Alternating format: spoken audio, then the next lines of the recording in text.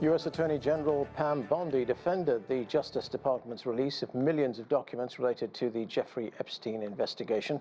Bondi was questioned by a House committee for 5 hours on Wednesday. Democrats say the documents reveal details about victims in the case while protecting names of the rich and famous. And the Department of Homeland Security is set to shut down Saturday after Senate Democrats blocked funding for the agency. Democrats are pushing for new policies requiring federal immigration agents to remove their masks and wear body cameras. The impasse follows the deaths of 2 U.S. citizens in Minnesota. For more on the Epstein files and the looming government shutdown, let's bring in our panel. Joining us from Arizona is Alex Miller. She's a senior advisor with VECINA, an organization that serves the immigrant community. Here with us in the studio, Niambi Carter is an associate professor with the School of Public Policy at the University of Maryland. From Miami, Jadan Horyn is the political analyst, and Rina Shah is a political commentator and the CEO of Rilax Strategies right here in Washington, D.C. Thanks, everyone, for being with us. Rina, let's start right here in the studio. So Democrats have blocked passage of this bill to fund the Department of Homeland Security.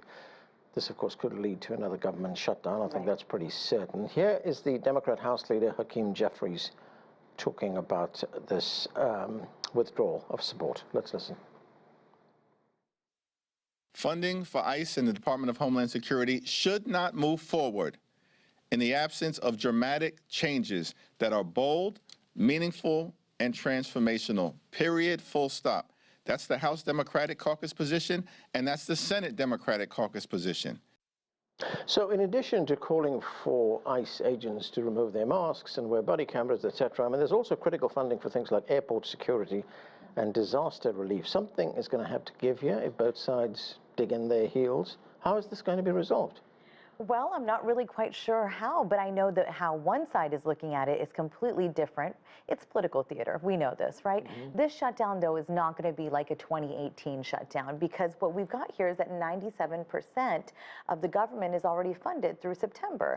It's really just Border Patrol and ICE that are basically getting the hit here. But they're insulated, so to speak. I mean, in DHS, what you've got is the hit, yes, but we had a massive $75 billion funding infusion to, again, ICE and Border Patrol last year. That was, I believe, in last year's reconciliation bill. But who's going to actually get hurt here? That's what I'm concerned about. It's you mean politically who's going to get hurt? Oh, no, who's the average person? I'm talking about the TSA screeners here. I'm talking about Coast Guard families.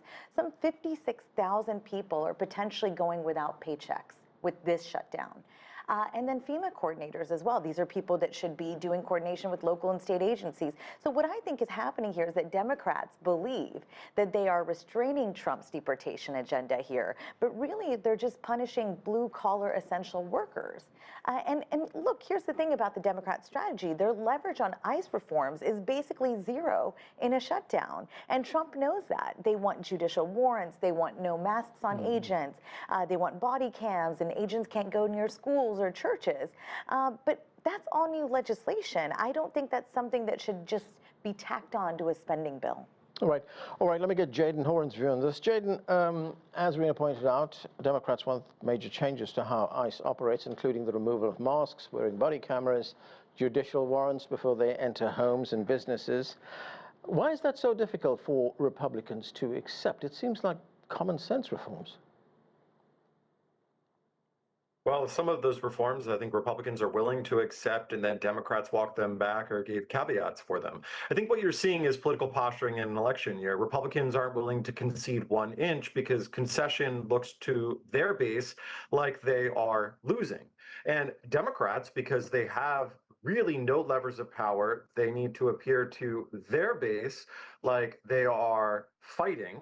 And so they are choosing a fight over ICE and ICE reform with DHS funding, that the two are not really connected in a funding or budget bill. And so both Republicans and Democrats are looking at this and they're saying, if we concede on any point, then we are going to appear to be losing to our base. Both of our bases want absolutely zero concessions. They want no compromise. Compromise is to concede, and to concede is to admit you failed. Trump and Republicans cannot do that. Democrats cannot afford that when their base is energized, and it's 2026. So what we are likely to see is a standoff on this, and you will definitely see some reforms floated by Republicans that they're comfortable for, and immediately, the goalpost being moved by Democrats because they want all or nothing, and really Republicans, they want to catch Democrats in the trap of looking like they're willing to give ground and Democrats aren't willing to work for it. So expect this to play out in the media and the public's consciousness on this. And unfortunately, Democrats don't have a strong hand on this one, unlike with the shutdown. Yeah, and Jaden, do you also think that this will not be a lengthy shutdown, that this will be resolved pretty soon? No, actually, I think Democrats, they can hold the ball on this one for pretty long.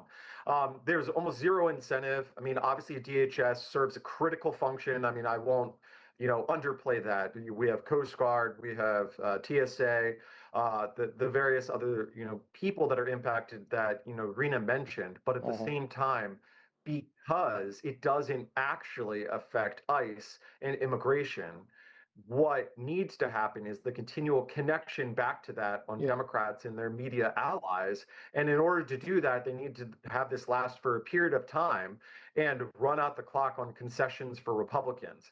And Republicans need to demonstrate time and again that the polling is on their side and that Democrats are harming Americans and compromising American safety for illegal criminal immigrants. If they do that, then they could win, the battle of public perception. But Republicans lost and Trump lost on public perception related to Minnesota, not on immigration sum total, but on Minnesota.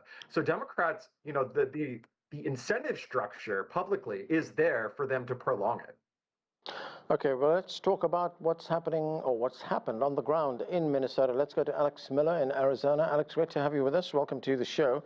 On Thursday, the White House border czar Tom Homan said that he was ending the immigration crackdown in Minnesota. In fact, 700 ICE agents are going to be withdrawn from that state or from Minneapolis and St. Paul. He says that the deployment was a success with 4,000 arrests. It also left 2 U.S. citizens dead. But what do you make of ICE's deployment in Minnesota and what happened there? Would you describe it as a success? I think calling the deployment in Minnesota a success is an offense to the senses. 2 U.S. citizens dead. Yes, thousands of arrests, but who are we arresting?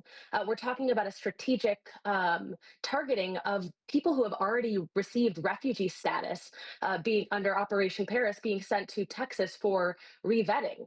That is not an efficient use of our resources. It does not make sense. We are not talking about dangerous criminal aliens. We are talking about a lackadaisical approach targeting all immigrants and also putting people of color in danger because of the type of enforcement we're looking at. It's important to remember that immigration enforcement is not just about arrests and detention. It is not just about expelling as many people as possible. It is about creating common sense and meaningful pathways for people to come here, including when they are seeking protection. It is not just enough to arrest as many people as possible and to coerce people into giving up their due process rights here in the United States. Niambi, great to see you. Jaden said a moment ago that one of the reasons the two sides stick to their guns on this is because they don't want to lose their base. But if we look at a poll which was done by the Associated Press and the NORC Center for Public Affairs, it shows that 6 in 10 Americans say President Trump has gone too far in the manner in which he's implementing these immigration policies. It also found that 60% of U.S. adults have a negative view of ICE.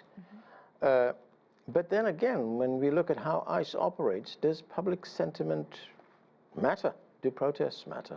I think they matter. I don't know that this administration cares. And I think those are 2 separate things. I think it matters because that is people's rights under the Constitution to protest and to say, we don't want this in our communities. It's one of the most, I think, sacred rights as Americans.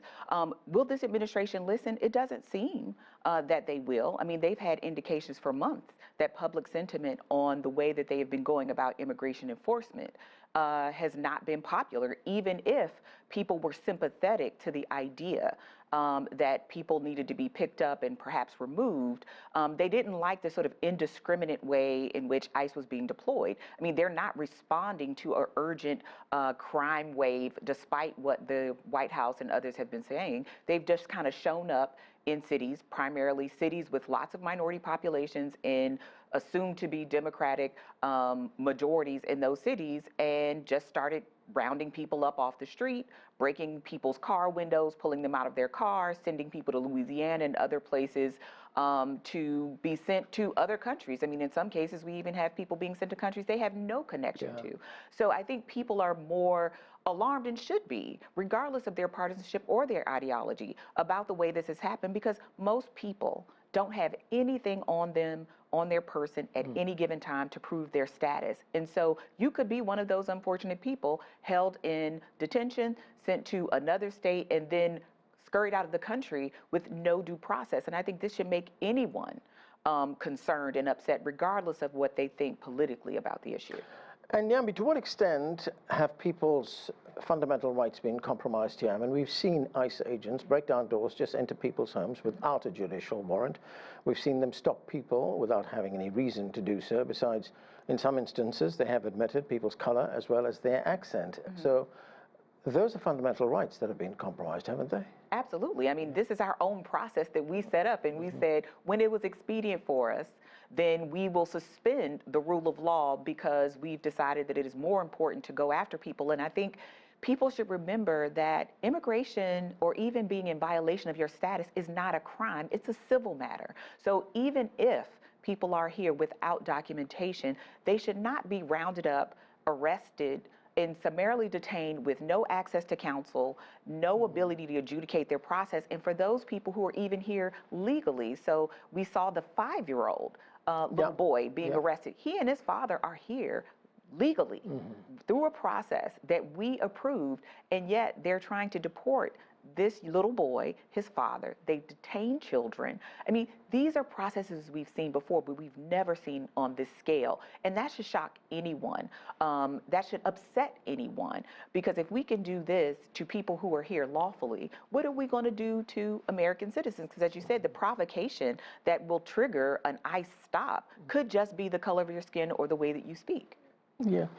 Alex, you know, Niambi mentioned the 5-year-old boy and his father who were arrested. They were subsequently released, but now there is a move to deport them. This was a family that arrived from Ecuador. They sought asylum in the United States. So they were in the United States legally, and so are thousands and thousands of other people who are seeking asylum here. So on what basis can they be deported? I mean, that is a great question. What we're talking about, or what we should be focusing on when we talk about rule of law, we're not just talking about enforcement, we're talking about the fundamental principles on which a democratic country is built. That is access to a fair process before you are deprived of your rights. And for asylum seekers, that means their opportunity to have a fair day in court. The arrest of Liam Conejo Ramos and his father is incredibly disturbing, and the goal of summarily removing them without any meaningful process to seek asylum is just as disturbing. Using children to entrap and arrest their parents is incredibly disturbing, and trying to pressure people who have lawful status here, or who are seeking lawful status here, should be a concern to all American citizens as well. Our system should not be attacking families and children. We should be protecting them, even when we are enforcing our laws. Seeing a young child pulled from his home raises serious questions about whether our tactics align with our values. Yeah.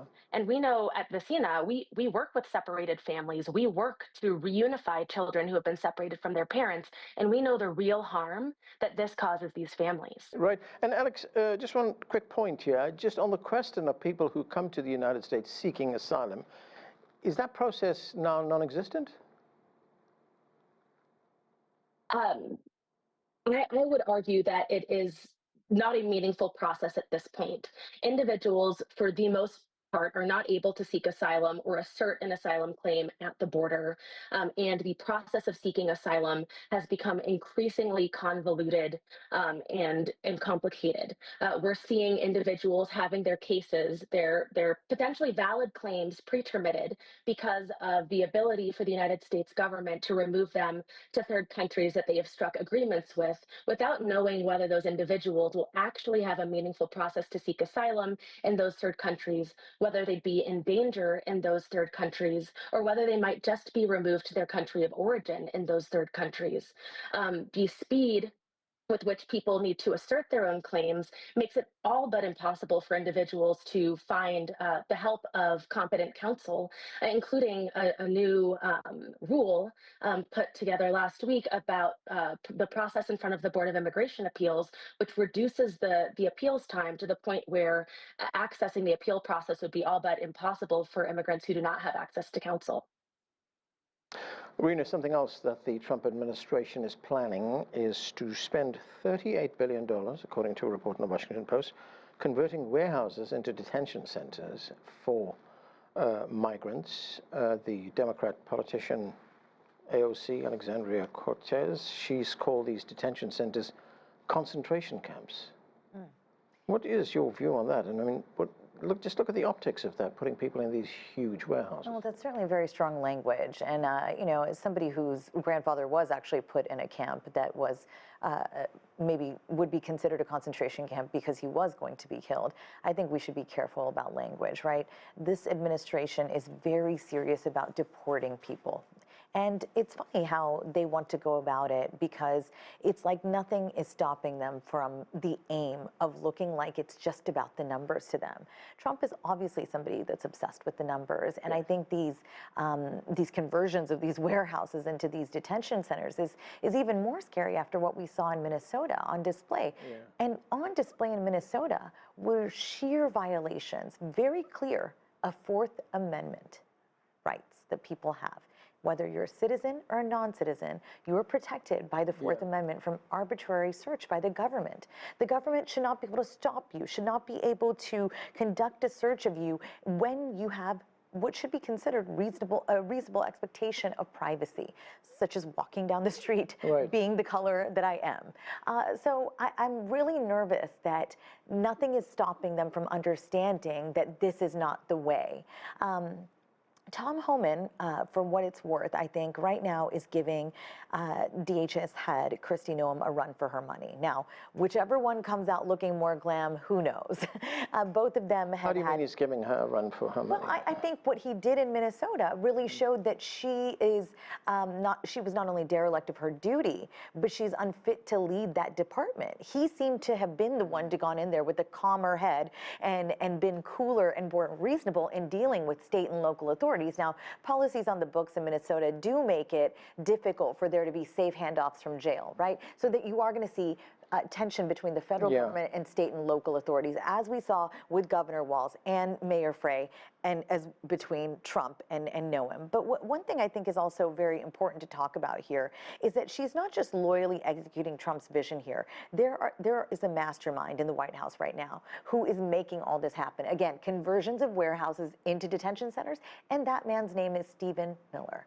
He was not elected. He is a bureaucrat who is running wild on this dream of, again, getting rid of non-white Americans. The irony, though, we saw in Minnesota was that it was 2 white American citizens that were wrongly killed by ICE agents.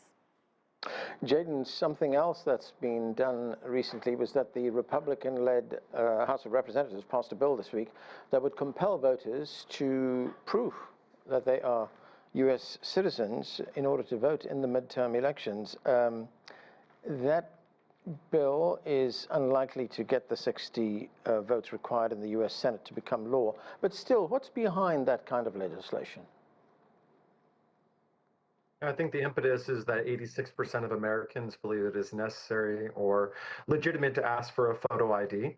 I think in order for most Americans to feel that our elections are safe and secure, given both the results of the 2000 election with its notorious execution idiocy here in Florida, and the cleanup of Florida elections and some other locales nationwide, and then the 2016 election obviously being a surprise, the 2020 being highly controversial. Republicans have run on this many times, and Democrats at varying times have either opposed or given tacit support to this concept. I mean, most developed democracies around the world utilize photo ID. Congress itself has to put in a photo ID in order to, say yay or nay or present. So I think that standard they want to apply to the states. Now, that being said, Democrats, I will argue, have been consistent for the last decade arguing against voter ID for a variety of reasons. And I think given the changes in technology, the ability for deep fakes, and the increase in what would appear to be election irregularities in other countries, like the fraudulent election in Venezuela, I think some moderate Democrats would be on board, just not in an election year and not the way this particular bill is written. Niambi, let's turn to the Epstein files that's been dominating the news all week. The U.S. Attorney General Pam Bondi, she appeared before a congressional committee. It was a very, very fiery hearing. She was very feisty. She was very defiant. She took on lawmakers, making personal attacks on them as well. Let's watch some of it. This administration released over 3 million pages of documents, over 3 million, and Donald Trump signed that law to release all of those documents. He is the most transparent president in the nation's history. And none of them asked Merrick Garland over the last 4 years one word about Jeffrey Epstein. How ironic is that? You know why? Because Donald Trump, the Dow right now is over, the Dow is over $50,000. I don't know why you're laughing. You're a great stock trader, as I hear, Raskin. The Dow is over 50,000 right now. The S&P at almost 7,000. And the NASDAQ smashing records. Americans' 401ks and retirement savings are booming. That's what we should be talking about.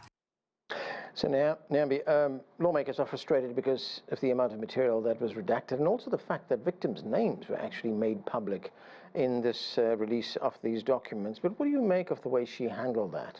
Well, we can call her fiery and defiant. I call her unprofessional, right? Like, one of her duties as the Attorney General is to be responsive to Congress.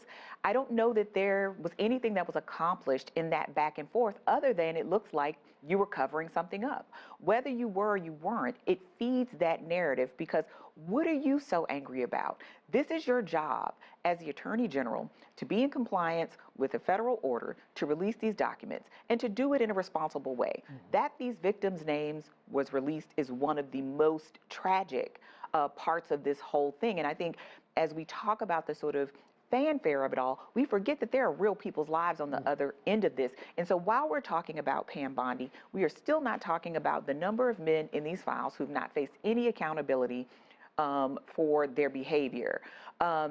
And now we have an Attorney General who sort of made it, I think, a joke.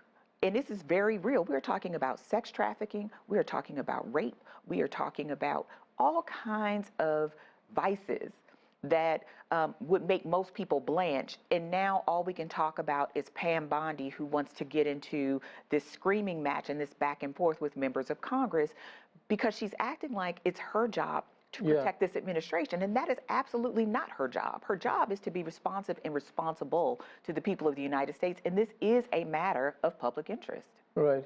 Rina, there was a group of the victims who were actually in that congressional hearing. They were sitting behind Pam Bondi, and at one stage, one of the Democrat House members asked them to stand up, and then he asked Pam Bondi to apologize to them. She did not.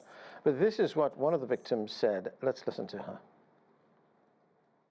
A partial release of these files by the DOJ riddled with improper redactions that expose the vulnerable and shield the powerful from accountability is not justice.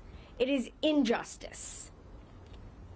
As victims of this crime and citizens of this country, we will not stand for it, and neither should you.